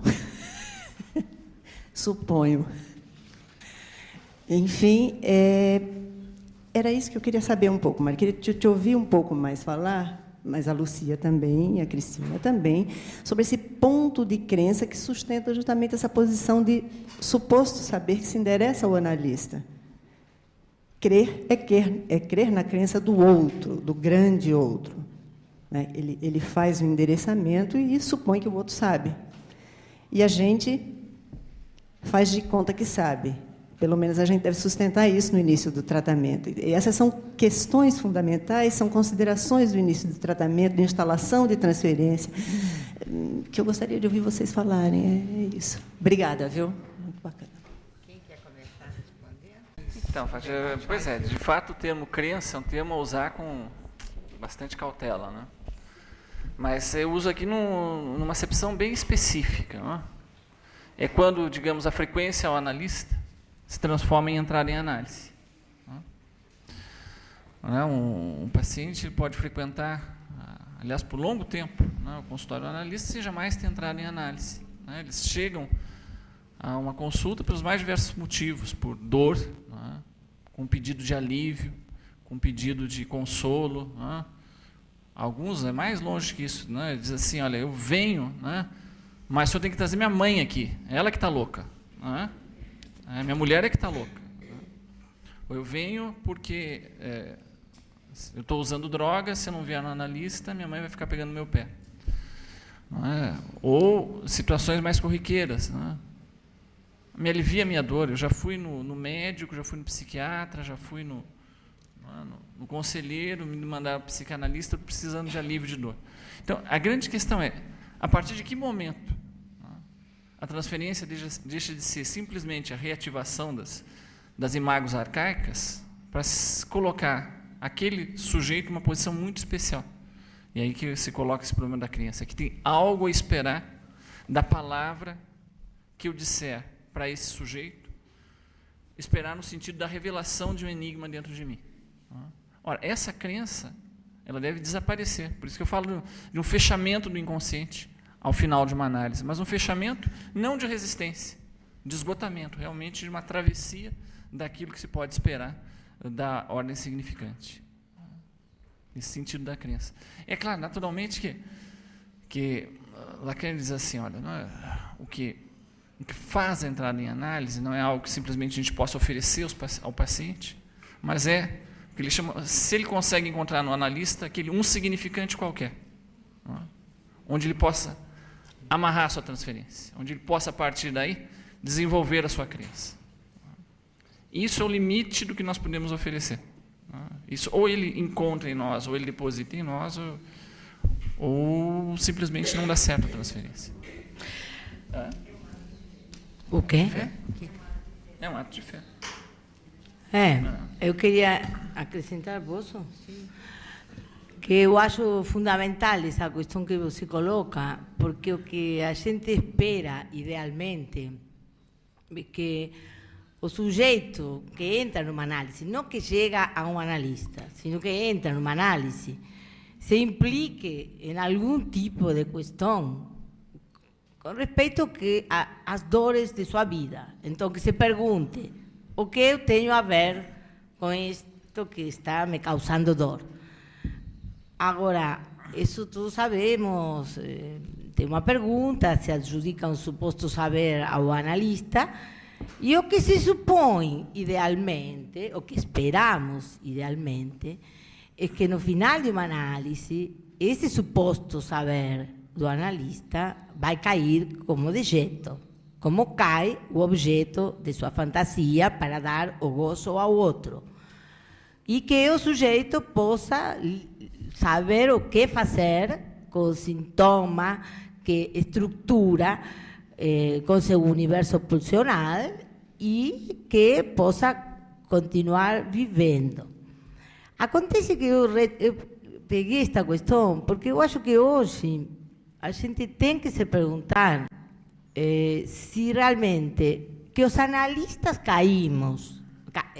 Chega um momento em que o paciente não pergunta mais para esse analista não é mais sujeito suposto saber, isso acontece.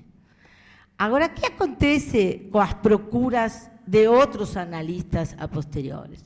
Essa é uma pergunta que eu venho fazendo. Que o analista cai do lugar de suposto saber? Cai. Agora, o sujeito deixa de se perguntar?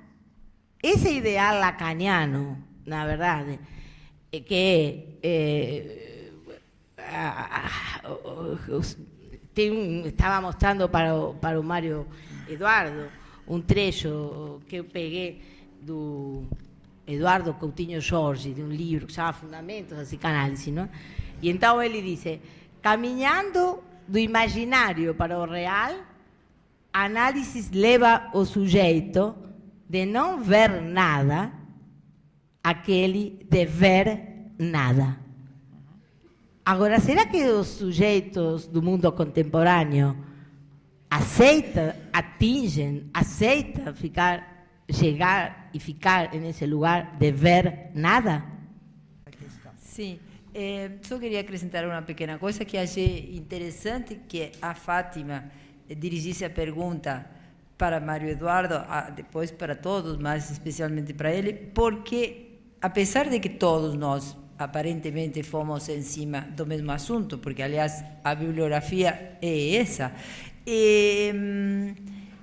eu, escutando Mário Eduardo, acreditei mais. É dizer, eu já não acreditava muito depois de todas as minhas leituras. Então, para mim, escutando ele, voltou a crença. Falei, que bom.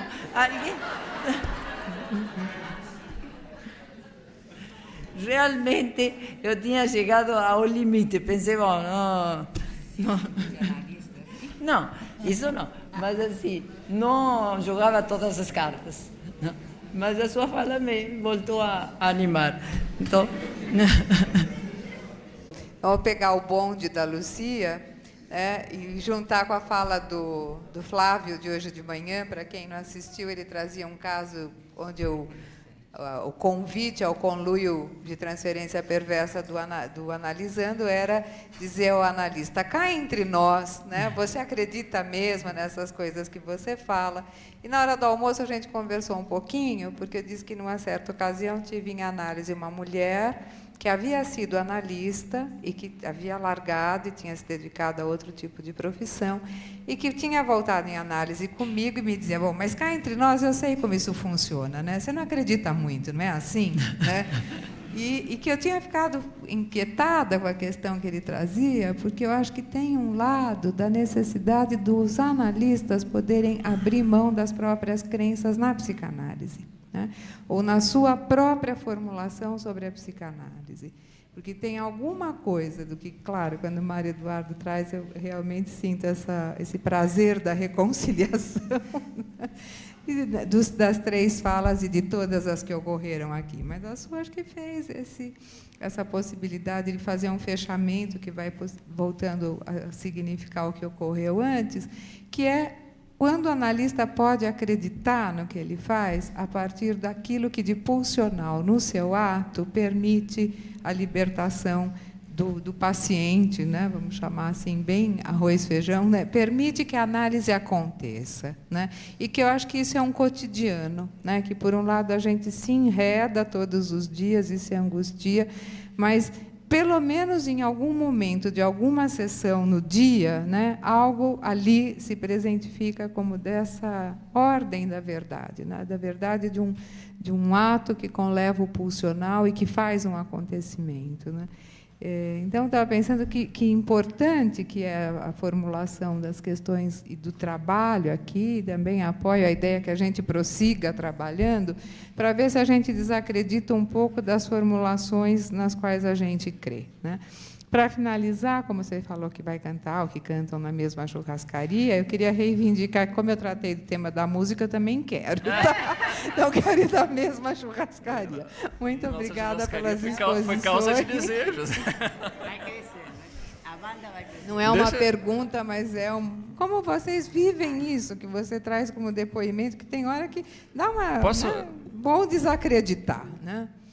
Posso falar um negócio dessa questão do fim da análise? Me lembrei aqui, eu ia trazer, né, de um livro que eu trato lá no meu livro do Pânico e Desamparo, que é A Paixão Segundo GH, que eu acho que poucos livros na literatura que eu conheço assim, traduzem tão fielmente o que eu acho que é o final de uma análise, como o que ocorre com a GH, né?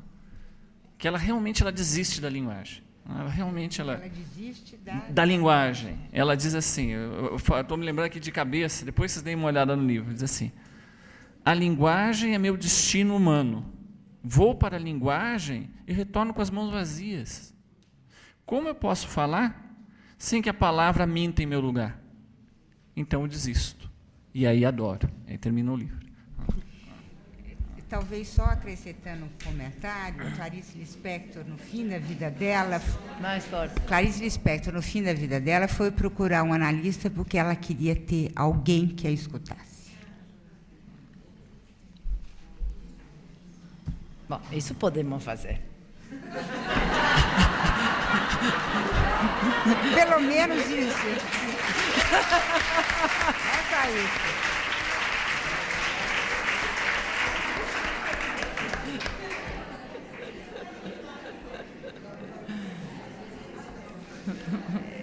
Isso, se me permitem, me anima mais, que uma das coisas que me deixou assim, pensando, foi um exemplo, que já não lembro quem deu, mas, porque de vários autores, mas era assim, a comparação entre o final de uma análise e a separação do objeto transicional do Winnicott. E aí, então... Você me ajuda desse, mas o que eu fui lendo é assim, esse objeto transicional que cumpriu uma função tão importante para essa criança, chega uma hora que é abandonado e esquecido. Quer dizer que quando anos depois esse indivíduo adulto encontra o objeto, suponhamos que a mãe guardasse ou alguém, e fala, olha, esse aqui era teu bichinho de estimação, você só dormia com ele, só ficava com ele, só fazia... Ele não lembra, ele não reconhece como um objeto importante para ele. Então eu pensei, bom, se esse é nosso lugar, tem que poder lidar muito bem com o narcisismo, o analista, não? Muito bem. O Contardo Caligares, no último livrinho esse de cartas a um jovem terapeuta, diz literalmente isso. Literalmente, que o que ele acha que um analista, quando ele disse para os jovens, que pergunta, vou ser analista, não vou ser analista, bom, mas você já pensou que seus pacientes, o ideal é que eles esqueçam seu nome, não se lembrem nunca mais de você, que você ocupa esse lugar, que é um lugar absolutamente diferente que o que a escola inglesa propunha, digamos, com respeito ao final de análise. Aqui a gente fomos na mesma linha, mas não, a banda se esqueceu de avisar de que tem outras bandas.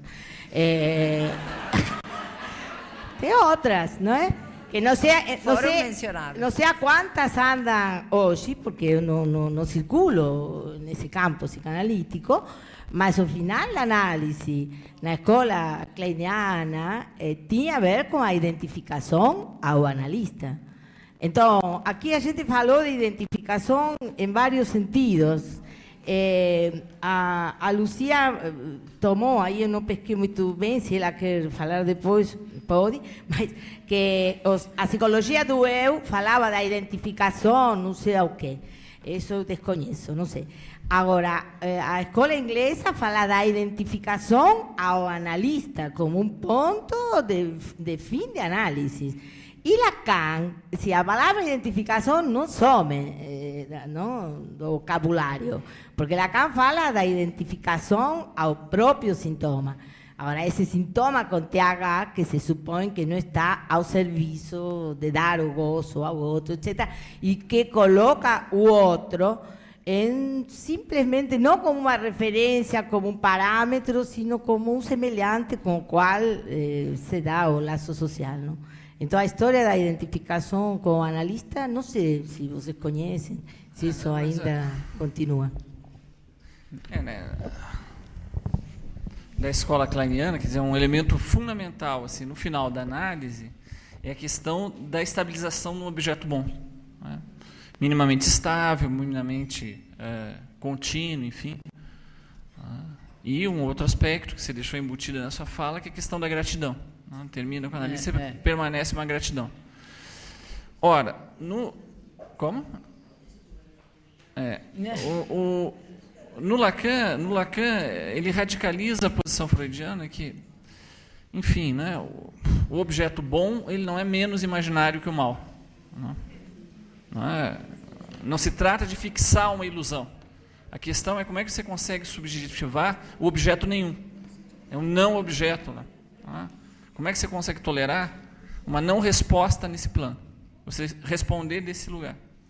E aí se coloca o outro aspecto da questão do fim da análise. Se tudo corre bem, o analista pode deixar de ser essa fachada de objeto A. Lacan disse que, olha, eu me inspirei para fazer o objeto A no objeto transicional do Winnicott.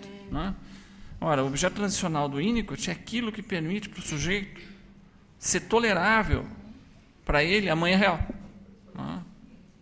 A mãe real é que pode não estar lá.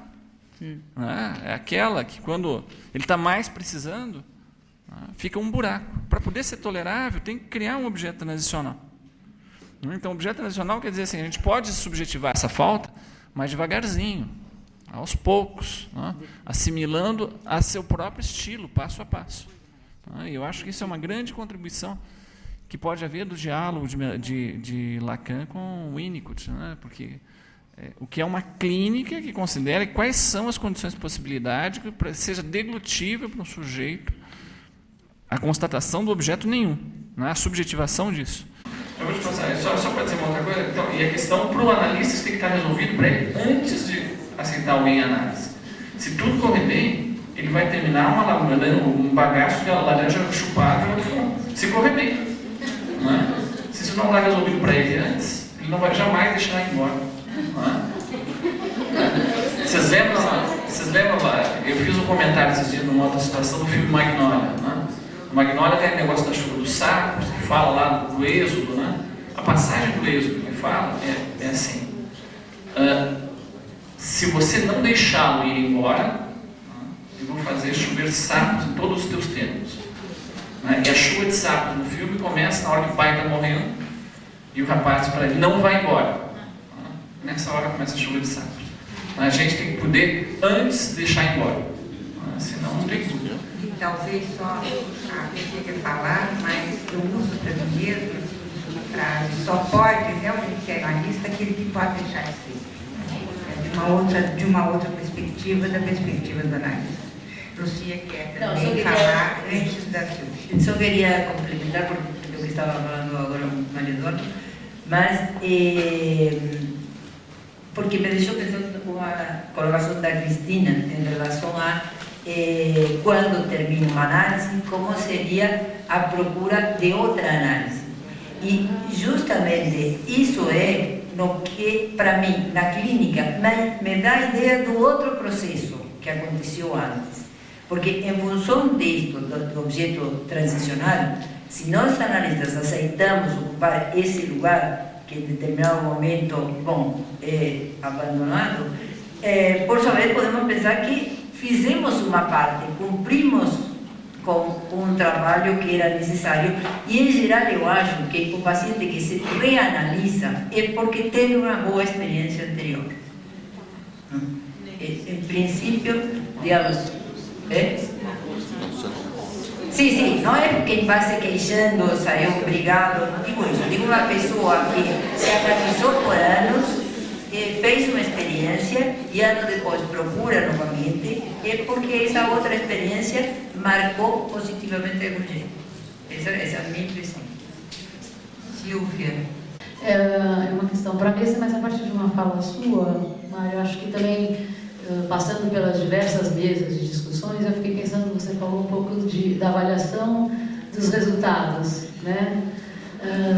E acho que a gente participou de meio da mesa e discutiu a relação entre psicanálise, psiquiatria e tudo mais. Então eu queria ouvir um pouco, porque na verdade a gente está falando do final da análise, até onde se pode chegar ou não se pode chegar, mas a psicanálise, né, na cultura e no campo, é interrogada, é cobrada, né, a partir de quais são os resultados, qual é a suficiência.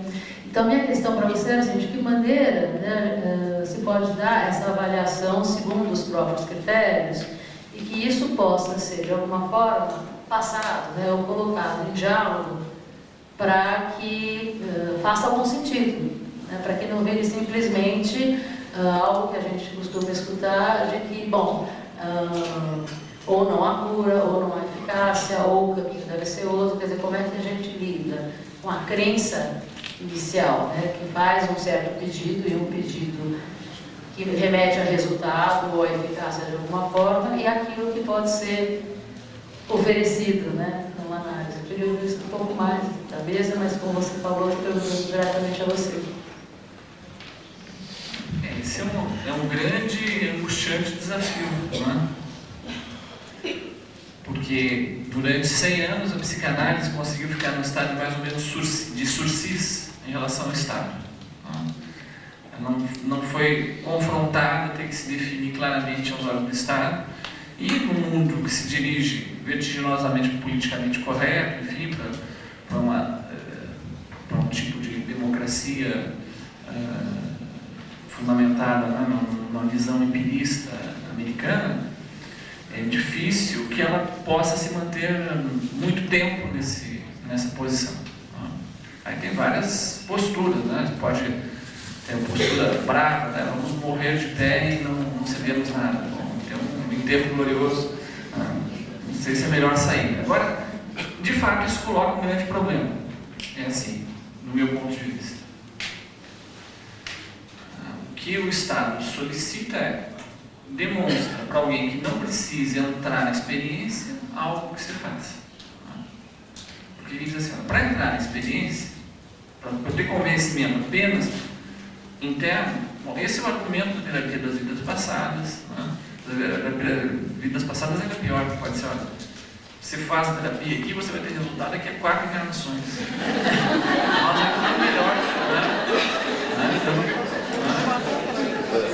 Oi? Mas você entende assim, se o único critério que a gente tem para falar, os órgãos do Estado são internos à experiência, que pressupõe justamente que o ingresso nessa experiência tem uma questão de fé, como a gente estava colocando, não funcionará. Por outro lado, é assim, será mesmo que nada da experiência analítica é passível de ser traduzido numa linguagem comunicável aos outros? Olha, tem algumas coisas que eu acho que não. Se a gente considerar, por exemplo, fazer um critério universal do que é terapêutica e aplicar isso à psicanálise, vai acontecer essa coisa que eu tentei mostrar para vocês. O Édipo foi a pior coisa que teve na vida dele, conhecer a verdade. Não é verdade? Então, é preciso que a psicanálise diga qual que é a sua proposta. Como que ela executa essa proposta e como você pode verificar se aquilo que ela propôs de alguma maneira se realizou. Ela pode, por exemplo, então não vou. Então o Estado diz para a psicanálise, tudo bem, nós vamos usar esse critério de terapêutico, vamos usar o de vocês. Quais são? E como é que a gente pode verificar isso? Né? Qual é a justificativa ética desses critérios? Isso só vai nos obrigar a um esforço maior. Eu acho que foi muito significativa essa mesa aqui. Né? Até essa nossa coincidência, na verdade, me provocou um grande mal-estar. Porque é um tema tão importante que quando você vai buscar as fontes, são poucas fontes. Né? É um tema que, de fato, sequer é uma questão de pesquisa nossa aqui. Né? Agora, mais desculpa, Mário, porque eu vou plagiar o Nelson da Silva Júnior, que falou ontem que ele era do século passado.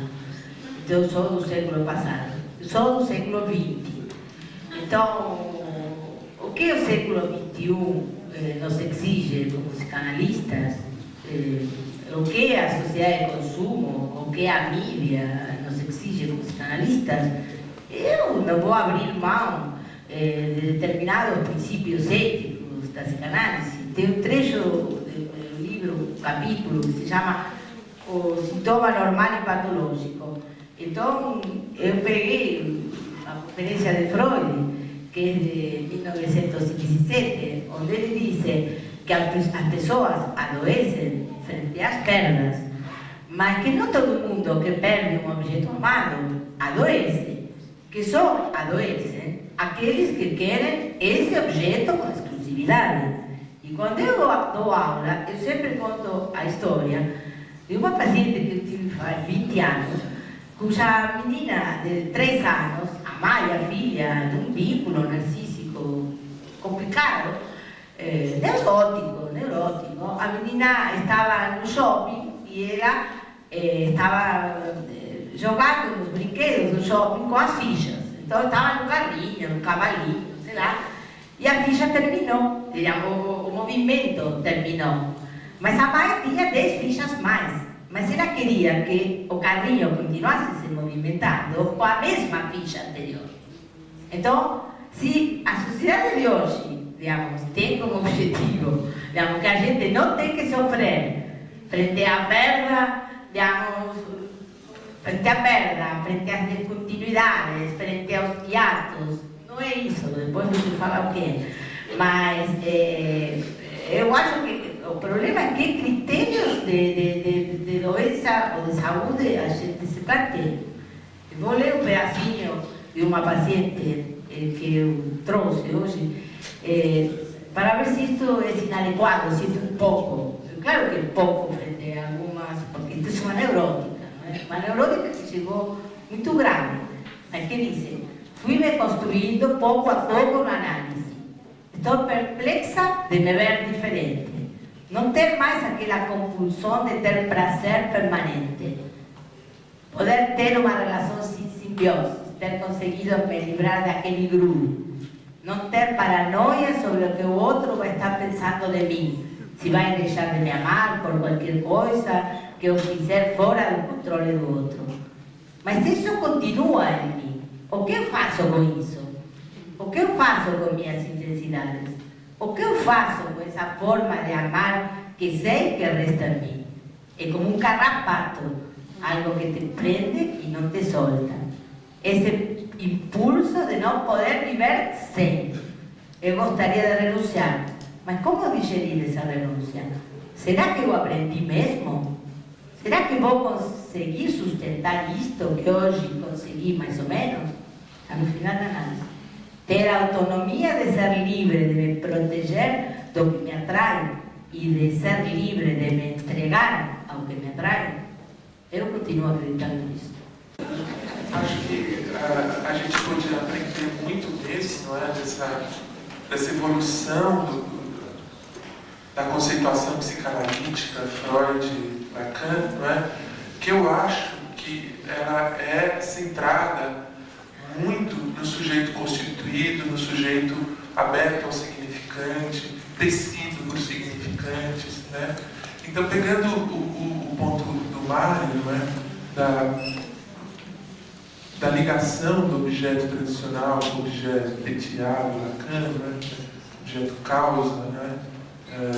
E o Mário fala uma coisa que é uma concepção muito fina do Winnicott, né? Que é o que dá acesso à mãe real, ou à realidade da mãe, ou que é aquela que pode não estar lá, né? O objeto tradicional. Mas ele só dá acesso a essa possibilidade de suportar a ausência da mãe porque a mãe esteve presente e inscreveu um objeto que tem esse paradoxo de ser continuidade e descontinuidade, né? Um cordão, né? Um objeto fonte, né? Da perspectiva contemporânea, assim, de quem pesquisa a escola inglesa, não é?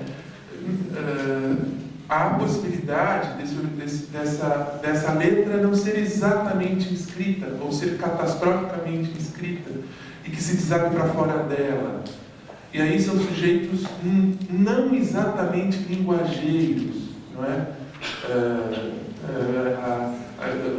Uma metáfora simples do Winnicott, né? A criança está X tempo disponível para que alguma coisa aconteça. No campo do sentido, alguma coisa se inscreva, traço. X mais Y, ela entra em ansiedade, em agonia. A mãe vai ter que lidar, vai ter que elaborar, vai ter que receber, vai ter que fazer revelia, medium, para manter algum estado de possibilidade, de sustentação de uma evolução simbólica. X mais Y mais Z acontece uma catástrofe. Não há mais traço da mãe. O Winnicott diz, né? Então, eu acho que há uma presença também na clínica contemporânea dessas ansiedades impensáveis, né? Agonias impensáveis, que elas não operam inteiramente pelo circuito tecido das fantasias e da inscrição significante, né? E aí eu acho que cabe a pergunta sobre a natureza desse sofrimento, que tipo de sintoma é esse, e os cuidados, né? Quando você trouxe lá a letra, né? Como se cuida da letra? A letra é diferente, não é? Quando estão no registro da letra, é outra a textura, porque aí é uma coisa bonita que me ocorreu sobre o que vocês falaram. Se o neurótico, enfim, ele processa o seu percurso através da análise para alcançar o indizível e a presença da pulsão, não é? Existem pessoas que talvez precisem da análise para alcançar a sua inscrição na palavra, né? Porque elas já estão. Você está perguntando para o Mário Eduardo que vai fechar? Sim, ele vai fechar, mas eu vou dizer antes uma coisa. Para deixar que ele feche, pelo seguinte, porque a gente falou, é verdade, essa é uma questão que fica aberta, de uma psicanálise pura, digamos, onde tem um neurótico que passa por um processo que está constituído subjetivamente e que se supõe quais são os passos para chegar ao fim de análise. O que você está colocando entra dentro de outra ordem, que é como a psicanálise, o que a psicanálise tem a fazer para que o sujeito possa se constituir decentemente. E que é o que a psicanálise está fazendo com os autistas, que não são sujeitos, com a intervenção precoce com bebês, mas que não, está muito longe pensar lá, nesse caso, Para completar, Cris, é isso que eu queria dizer, que assim, esse desenvolvimento tão fino e rico que vocês trouxeram para a gente, é a origem e ela é a tradição da psicanálise estrutural, da estrutura do sujeito. O sujeito constitui-se. Encerrando, essa tradição inglesa, ela é genética. Ela parte do fato de que, em qualquer ponto, isso pode não se constituir. Eu gostaria de chamar o Eduardo terminasse. Eu diria que esse é um dos temas que pode ser pensado. Você pode pensar isso no departamento para ter uma discussão mais ampla, na medida em que a gente seria impossível começar a tratá-lo hoje. Está abrindo um canteiro de pesquisa, né? Tem uma pergunta, né? Eu só vou falar alguma coisa para engajar uma continuação. Né? Eu te diria assim, tudo depende da distância que se observa. Se você observar no âmbito do bebê, esse que é lançado nas harmonias primitivas, né? Você vai dizer, realmente não é um fato linguístico. Mas se você lançar do âmbito do mergulho desse bebê no ambiente materno, no ambiente humano, eu diria que é. Porque aquela mãe, por exemplo, né, que aquele filho é o mais desejado, que tem uma significação falha para aquela mãe muito intensa, ela não vai deixar essa criança desamparada. Aquela que desvaloriza aquele filho, a própria catástrofe na vida dela, essa deixa. Um e outro, a atitude da mãe não falam nada sobre o ser do bebê. Eles fazem uma leitura sobre o ser do bebê que o sujeito incorpora como sua. Isso ele não vê. Então ele não vê nenhum aspecto linguístico, mas ele só foi estudado daquela forma pelo valor significante que ele tinha para aquela mãe naquele momento, naquele jogo simbólico. Então, isso seria uma conversa